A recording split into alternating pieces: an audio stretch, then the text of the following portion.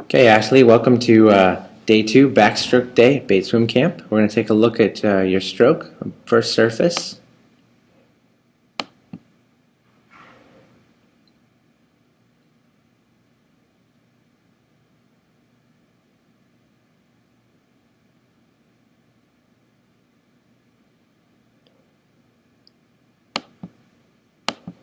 Good, so we're going to take a look. For most of the people, what we're looking at is kind of the way you approach the surface and your breakout. So one of the things here is that there's a bit of a sit-up and your head is the first thing. I'd really love to see the entire body sort of swim its way out instead of sitting at that last second there. I think you lose a lot of speed.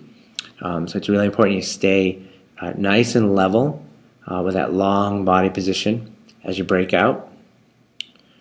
Okay, and then you can see right off the bat this first stroke is a bit crossed over the line. What we're really looking for in backstroke is a really nice, just straight out from the shoulder, fingertips already sort of heading toward the catch position and staying out from behind the head. I think a lot of that is taken care of with really tight body line and rotation.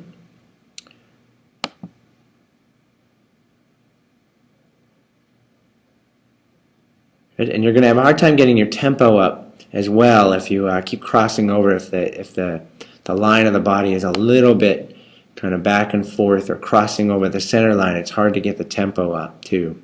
So now we're going to take a look at your underwater.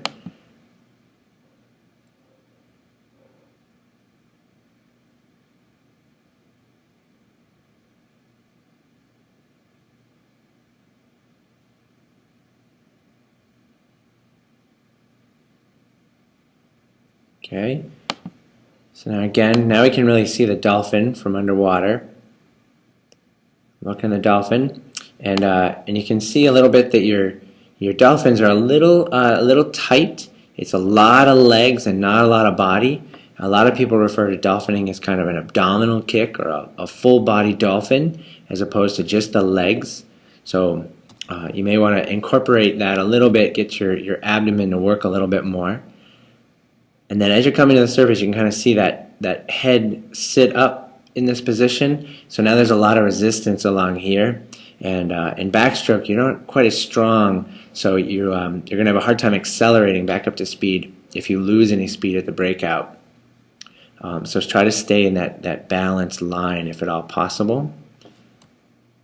And here you're going to see a picture of a nice tight balanced line of a nice on the side position, hips a little bit higher in the water instead of sitting up. What I do like is when you get to that position, when you get to this position, things are balanced and you're in a nice line. You're long in through here, and that's really great. Moving into the catch, one of the things you want to think about, which I really think about looking for, is the fingertips to the side wall. So fingertips straight out to the side, and a finish that's very a nice, easy, quick sweep toward the hip and an exit, and not getting stuck down here by your hip like this. When you get stuck a little bit, it makes it really hard to get that tempo to come up.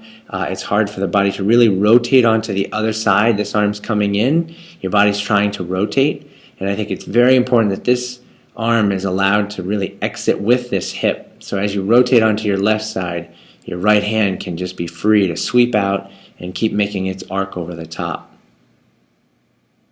Another thing for you is to focus on one point here as your sort of your balance point, your pressure point, somewhere near the center of the air where your lungs are, and that will help you balance on that single point and find an easier rotation.